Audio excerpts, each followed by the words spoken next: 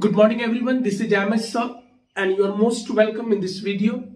And in this video I'm going to teach you a very special chapter that is subject verb agreement. तो चलिए आज के इस video में मैं आप लोगों को पढ़ाने जा रहा हूं एक बहुत ही महत्वपूर्ण चैप्टर जिसका नाम है subject verb agreement. Dear students, जब भी हम लोग किसी चैप्टर को पढ़ेंगे तो सबसे पहले हम लोग जानने का प्रयत्न करेंगे कि आखिर उसका अर्थ क्या होता है, उसका परिभाषा क्या है। Let's know the definition and meaning of this chapter, subject verb agreement. चलिए तो चैप्टर है subject verb agreement. Dear students, याद रहे सब्जेक्ट वर्ब अग्रीमेंट को ही हम लोग दूसरे शब्दों में सिंटेक्स बोलते हैं। सिंटेक्स है क्या? तो ये पार्ट्स ऑफ ग्रामर है। एक्चुअली हमारा जो इंग्लिश ग्रामर है it has divided into 5 parts, 5 भागों में डिवाइड किया गया है। Orthography, etymology, syntax, prosody and punctuation. ये सिंटेक्स क्या है? तो syntax is the part of grammar in which we study about sentence and its format. तो याद रहे ये जो सिंटेक्स है ये क्या है? तो ग्रामर का ऐसा भाग है जिसमें हम लोग वाक्य के बारे में सीखते हैं। तो जाहिर सी बात है सब्जेक्ट वर्ब अग्रीमेंट चैप्टर में आपको वाक्य के बारे में बताया जाएगा। Subject verb agreement is made by 3 words: subject plus verb plus agreement. Dear students, subject its Hindi is karta, verb its Hindi is kriya, okay, and agreement its Hindi is समझौता। अक्सर हम लोग बोलते हैं कि अगर फलाना प्रॉपर्टी तुम्हें खरीदना है तो इतना रुपया देकर अग्रीमेंट कर लो। अग्रीमेंट मीन्स समझौता कर लो, सेटलमेंट कर लो, नहीं बॉन्ड तैयार कर लो। चलिए तो सब्जेक्ट वर्ब अग्रीमेंट 3 शब्दों से मिलकर बना है, subject verb plus agreement. Subject means कर्ता, वर्ब मीन्स क्रिया, अग्रीमेंट मीन्स समझौता। अर्थात प्रत्येक वाक्य में कर्ता और क्रिया के बीच एक समझौता होता है, एक अग्रीमेंट होता है, एक बॉन्ड होता है। तो in each and every sentence there is an agreement between subject and verb. That agreement is known as subject verb agreement. याद रहे प्रत्येक वाक्य में सब्जेक्ट और वर्ब के बीच एक समझौता होता है, एक बॉन्ड बनता है, एक अग्रीमेंट तैयार होता है। That is known as subject verb agreement. आखिर ये अग्रीमेंट कैसा होता है? तो याद रहे सब्जेक्ट और वर्ब के बीच अग्रीमेंट होता है। सब्जेक्ट कहता है if I am singular then you must be singular, if I am plural you must be plural. Subject कहता है कि देखो अगर मैं सिंगुलर फॉर्म में रहूं तो तुम्हें भी सिंगुलर फॉर्म में रहना होगा, अगर मैं प्लुरल फॉर्म में रहूं तो तुम्हें भी प्लुरल फॉर्म में रहना होता है। प्रत्येक वाक्य में इस तरह का एग्रीमेंट होता है। इसी अग्रीमेंट को एक्चुअली सब्जेक्ट वर्ब अग्रीमेंट कहा जाता है। मैं इसका परिभाषा इस प्रकार लिख सकता हूं: The agreement between subject and verb. The agreement between subject and verb in any sentence is known as subject verb agreement, SVA. So the agreement between subject and verb in any sentence is known as subject verb agreement. किसी भी वाक्य में subject और verb के बीच agreement होता है, यही agreement क्या कहलाता है? सब्जेक्ट वर्ब अग्रीमेंट कहलाता है। और याद रहे प्रत्येक वाक्य में सब्जेक्ट और वर्ब के बीच 2 ही प्रकार का अग्रीमेंट होता है। हम लोगों को 2 प्रकार का अग्रीमेंट दिखने को मिलता है। इट मीन्स ये कंप्लीट सब्जेक्ट वर्ब अग्रीमेंट जो चैप्टर है ये 2 रूल्स पर बेस्ड है। हम यहां लिख सकते हैं देयर आर, या लिख सकते हैं entire subject verb agreement is based upon 2 rules. ये कंप्लीट सब्जेक्ट वर्ब अग्रीमेंट केवल और केवल 2 ही नियमों पर आधारित है ना। रूल फर्स्ट कहता है कि अगर वाक्य में सब्जेक्ट सिंगुलर नंबर में है तो उस वाक्य में आने वाला जो वर्ब है वो भी सिंगुलर नंबर में होगा।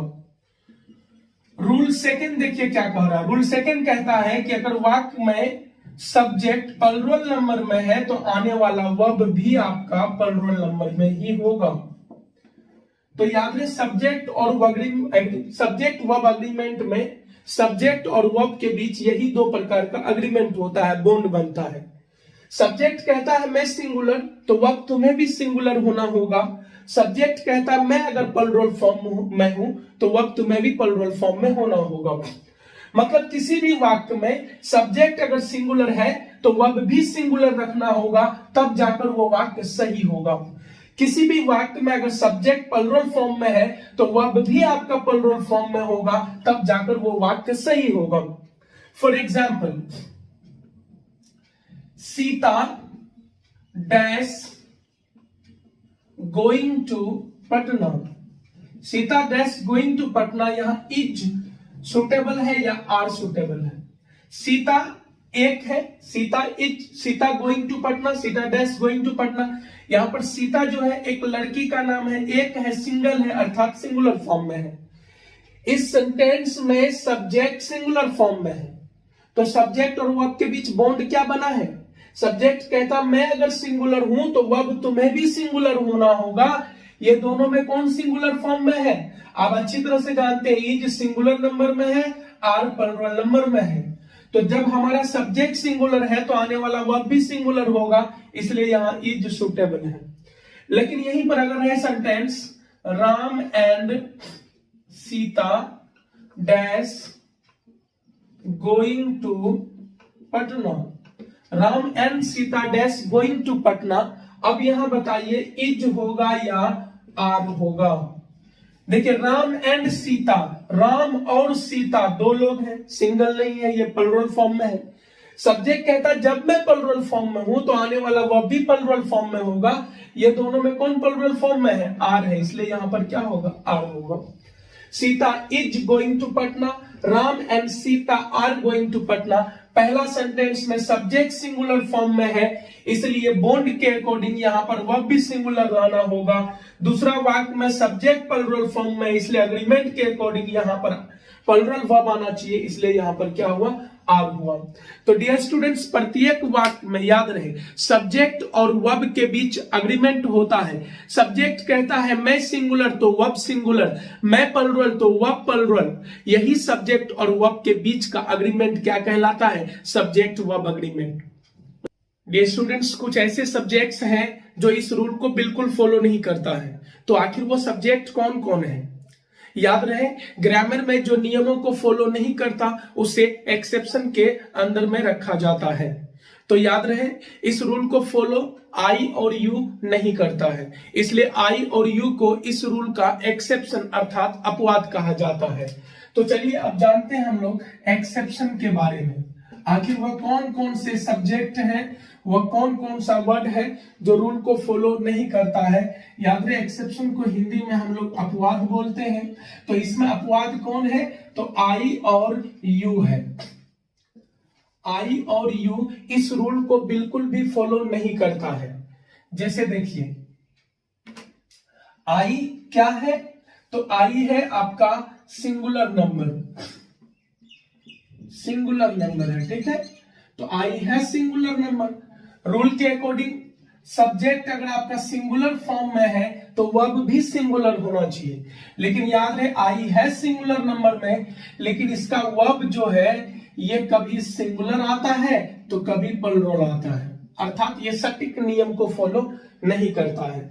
आई सिंगुलर नंबर है लेकिन वर्ब भी तो इसका सिंगुलर नंबर होना चाहिए, नहीं। आई सिंगुलर होते हुए भी इसका वर्ब कभी सिंगुलर तो कभी प्लूरल होता है। जैसे देखिए I was going, I was going, इसमें आई सब्जेक्ट है जो कि सिंगुलर फॉर्म में है, वॉज वर्ब है जो कि सिंगुलर फॉर्म में है। देखा जाए तो यहां पर आई सब सिंगुलर है और इसका वर्ब भी सिंगुलर है, इस जगह ये रूल को फॉलो कर रहा है, ठीक है। लेकिन यहीं पर देखिए I go to school, I go to school की अगर बात की जाए, आई तो सिंगुलर फॉर्म में है लेकिन ये गो क्या है? प्लूरल फॉर्म में है।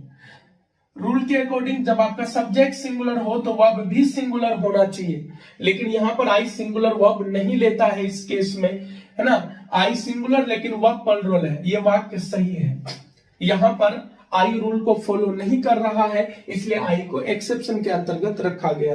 याद रखेंगे आई एक सिंगुलर सब्जेक्ट है, याद रखेंगे आई एक सिंगुलर सब्जेक्ट है, लेकिन वर्ब कभी सिंगुलर तो कभी प्लुरल लेता है, इसलिए आई को हमने कहां रखा, एक्सेप्शन के अंतर्गत रखा, अपवाद के अंतर्गत रखा।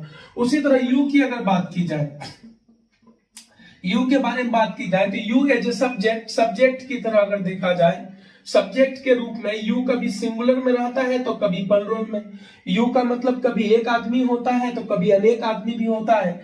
तो कहने का मतलब यह है कि यू जो है एक ऐसा सब्जेक्ट है जो सिंगुलर और प्लुरल दोनों है, लेकिन इसका वर्ब जो है ऑलवेज, हमेशा, है ना, प्लुरल होता है। यू सिंगुलर भी होता है, प्लुरल भी होता है। आप देखेंगे यू से कहीं एक व्यक्ति का भी पता चलता है, यू से कहीं कहीं अनेक व्यक्ति का भी पता चलता है। यू सिंगुलर भी है, प्लुरल भी है, लेकिन इसके बारे में आप याद रखेंगे कि यू सिंगुलर प्लुरल दोनों है, लेकिन इसका वर्ब हमेशा क्या होता है, प्लुरल होता है। तो इसको भी एक्सेप्शन के कैटेगरी में रखा जाता है ना। किसी को अगर बोलना हो कि तुम अच्छा हो, तुम मतलब कौन, एक आदमी, तो यू डैश गुड। यहां पर देखा जाए अगर यू कोई एक आदमी है, मतलब सब्जेक्ट सिंगुलर है तो वर्ब सिंगुलर होना चाहिए, नहीं, यू चाहे सिंगुलर हो या प्लुरल हो उससे फर्क नहीं पड़ता है, यू हमेशा प्लुरल वर्ब लेता है, इसलिए यहां पर यू आर होगा, ना कि इज, यू आर गुड हो जाएगा। तो डियर स्टूडेंट्स, आपने देखा कि दो ऐसे सब्जेक्ट्स हैं जो सब्जेक्ट वर्ब अग्रीमेंट को फॉलो नहीं करता है। दो ऐसे सब्जेक्ट हैं, चाहे वो दोनों है आई और यू। आई की अगर बात की जाए तो ये ऑलवेज सिंगुलर फॉर्म में रहता है, लेकिन इसका जो वर्ब है ये कभी सिंगुलर कभी प्लुरल हो जाता है। यू की बात की जाए तो यू कभी सिंगुलर सब्जेक्ट के रूप में आपके सामने आएगा, कभी प्लुरल सब्जेक्ट के रूप में आपके सामने में आएगा, लेकिन इसका वर्ब हमेशा क्या होगा, प्लुरल होगा। तो ये था एक्सेप्शंस, क्या था, सब्जेक्ट वर्ब अग्रीमेंट का ये एक्सेप्शन था, याद रहे। यहां के अलावे कहीं भी एक्सेप्शन नहीं होगा, केवल यही दो वर्ड है जो सब्जेक्ट वर्ब अग्रीमेंट के रूल को फॉलो नहीं करता है, बाकी सब करेगा। ठीक है, यहीं पर आप लोगों को थोड़ा सा दिक्कत आएगा। कुछ स्टूडेंट को दिक्कत होता होगा वर्ब को पहचानने में, वर्ब कौन सा वर्ब सिंगुलर है, कौन सा वर्ब प्लुरल है। जैसे सामने में इज और आर दोनों रख दिया गया, तो कुछ स्टूडेंट सही से रिकॉग्नाइज नहीं कर पाते, पहचान नहीं पाते कि इनमें से कौन सिंगुलर कौन प्लुरल है। तो चलिए कुछ इंपॉर्टेंट बात को भी हम लोग जान लेते हैं चैप्टर को आगे पढ़ने से पहले। हम लिखेंगे डू रिमेंबर। डू रिमेंबर का मतलब होता है अवश्य याद रखें।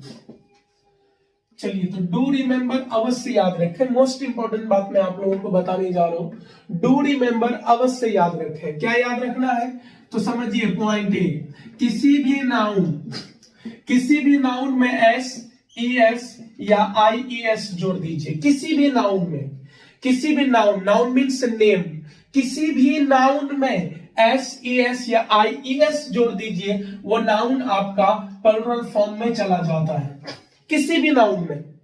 तो याद रहे, किसी भी नाउन में अगर एस ई एस या आई ई एस जोड़ा जाता है तो वो नाउन प्लुरल फॉर्म में चला जाता है। लेकिन वर्ब के केस में जस्ट ऑपोजिट है, उल्टा है। किसी भी वर्ब मीन्स क्रिया, क्रिया मीन्स काम, खाना पीना, हंसना रोना धोना, नहीं, तो किसी भी वर्ब में अगर एस ई एस या आई ई एस जोड़ दिया जाए तो वो वर्ब सिंगुलर हो जाता है। कहने का मतलब कि नाउन का जो मूल रूप होता है वो सिंगुलर होता है, तब जाकर S E S I S जोड़कर उसे प्लुरल बनाया जाता है। वर्ब का जो मूल रूप है, इसका जो ओरिजिनल फॉर्म है वर्ब का, ये प्लुरल फॉर्म में रहता है, इसमें S E S I S जोड़कर क्या बनाया जाता है, सिंगुलर बनाया जाता है। तो याद रहे, नाउन में S E S I S जोड़ोगे प्लुरल बन जाएगा, वर्ब में S E S I S जोड़ोगे सिंगुलर बन जाएगा। कहने का मतलब किसी भी वर्ब का जो मूल रूप है ओरिजिनल फॉर्म जो उसका है वो प्लुरल फॉर्म में रहता है, उसी में S E S I S जोड़कर सिंगुलर बनाया जाता है। मतलब जिस भी वर्ब में S E S I S, जो भी verb S E S I S से अगर समाप्त होता हुआ दिखाई दे, सोच लेना वो सिंगुलर फॉर्म में है, और जो नहीं हो ऐसा वो प्लुरल फॉर्म में होगा। जैसे जी ओ गो, इसके अंत में एस नहीं, मतलब ये प्लुरल फॉर्म में है, लेकिन जी ओ ई एस, एस वाला वर्ब है, ये सिंगुलर है। तो याद रहे एस वाला वर्ब सिंगुलर होगा, और बगैर एस वाला जो वर्ब होगा वो प्लुरल होगा। जैसे लाफ, इसी का दूसरा हो जाएगा लाफ्स, तो इसमें एस है, ये सिंगुलर है, तो एस वाला वर्ब एक्चुअली सिंगुलर होता है, याद रखेंगे एस वाला वर्ब क्या होता है, सिंगुलर होता है। चलिए इसी तरह एग्जाम में पूछ सकता है सी डैश एट मी, है ना, लाफ होगा यहां पर या लाफ्स होगा। सी डैश एट मी, तो सी लाफ एट मी होगा या सी लाफ्स एट मी, ये सब्जेक्ट डिसाइड करेगा। सी मीन्स वह मीन्स एक means single, single means singular. जब आपका सब्जेक्ट सिंगुलर हो तो आने वाला वर्ब भी सिंगुलर होगा, जब आपका सब्जेक्ट सिंगुलर हो तो आने वाला वर्ब भी सिंगुलर होगा। ये दोनों में कौन सिंगुलर है, जिस वर्ब में एस लगा रहेगा वो सिंगुलर होगा, इसमें एस लगा हुआ है इसलिए यहां पर हो जाएगा लाफ्स। याद रहे सब्जेक्ट सिंगुलर, वर्ब भी सिंगुलर हुआ, she laughs at me. Any problem? यहीं पर रहता you and she, you and she dash at me, यहां लाफ होगा या लाफ्स होगा, समझिए। You and she dash at me, देखिए यू एंड सी, तुम और वह, दो हो गया, दो मीन्स प्लुरल फॉर्म में है। जब आपका सब्जेक्ट प्लुरल तो आने वाला वर्ब भी प्लुरल होगा। इसमें से कौन प्लुरल है, इसमें एस लगा हुआ ये सिंगुलर में चला गया, इसमें नहीं लगा हुआ ये प्लुरल में आया, इसलिए आपका आंसर क्या होगा, laugh. You and she laugh at मी।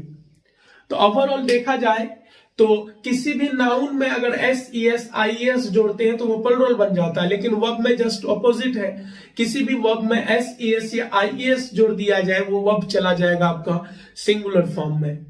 आप उम्मीद करते हैं कि आसानी से आप लोग वर्ब को पहचान पाएंगे। अब याद रहे हम लोग पढ़ रहे subject verb agreement, subject singular verb singular, subject plural verb plural, लेकिन इस नियम को केवल दो सब्जेक्ट नहीं मानता है, आई और यू। आई है सिंगुलर लेकिन वो कभी प्लुरल तो कभी सिंगुलर सब्जेक्ट वर्ब लेता है। यू है सिंगुलर और प्लुरल दोनों, यू से एक का भी पता चलता है, अनेक का भी पता चलता है, लेकिन वर्ब हमेशा प्लुरल लेता है ना। तो यही दो सब्जेक्ट केवल है जो इस रूल को फॉलो नहीं करता है, बाकी जितने भी सब्जेक्ट हैं इस रूल को फॉलो करता है। Subject singular verb singular, subject plural verb plural. Any problem? लेकिन याद रहे कई ऐसा वाक्य होगा, कई ऐसा वर्ड्स होगा आपके सामने जिसको देखकर, जिसको पढ़कर आप अंदाजा नहीं लगा पाओगे कि वो सिंगुलर है या प्लुरल है। कई ऐसा वाक्य होगा जिसमें 2-3 सब्जेक्ट दिया रहेगा, कई ऐसा वाक्य होगा जिसमें 2-3 सब्जेक्ट दिया रहेगा, आप पता नहीं लगा पाओगे कि इसमें मेन कौन है ना, किसके अकॉर्डिंग वर्ब आएगा। इन्हीं सभी उलझनों को सुलझाने के लिए हमें some more rules of subject verb agreement पढ़ना होगा, सब्जेक्ट वर्ब एग्रीमेंट का और कुछ नियम पढ़ना होगा, जिससे सभी प्रकार का उलझन जो है वो आसानी से सुलझ जाए। तो और सभी सब्जेक्ट को और सभी रूल्स को लेकर मैं अगले वीडियो में आ रहा हूं, तब तक के लिए टेक केयर, बाय।